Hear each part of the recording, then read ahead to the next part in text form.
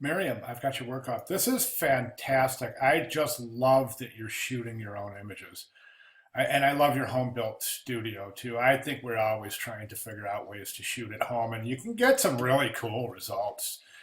These are good results. I think you can't ask for more. You've given yourself enough versatility, enough wiggle room um, in here to be able to do quite a bit in Photoshop. Some things will work, some things won't. I think it was very smart to use the white background and the black backgrounds because it make it a lot easier to select these to use in your work.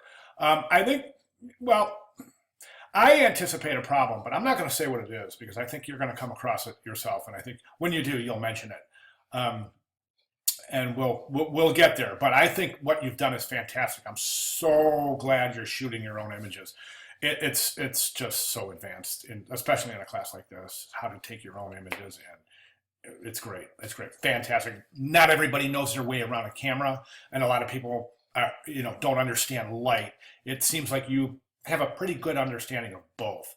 So I think that's good. All right. So yeah, and then of course you don't have to cite your images because they're yours. So that's awesome. Now listen, I want to mention something about shooting your own images. A lot of times I will cite my own images, and I shouldn't say that. I always cite my own images, of course, in professional work, and I do use quite a bit of my own images.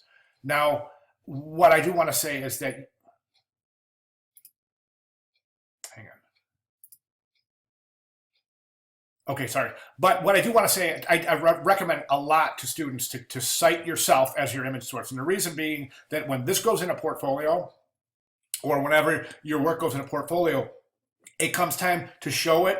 The portfolio reviewer or the potential hiring, your potential boss, um, um, will see that you're using your own images, and that's going to score big points. So be sure to, if you don't, go ahead and show your images right in your work somewhere, or typically in Photoshop, you'll do it on a separate layer that you turn off. And that's a great idea too. But at the very least, remember in interview situations, always mention what is yours and what isn't. Really super important. All right, awesome job. Any questions? Please give me a holler. Thanks, Miriam.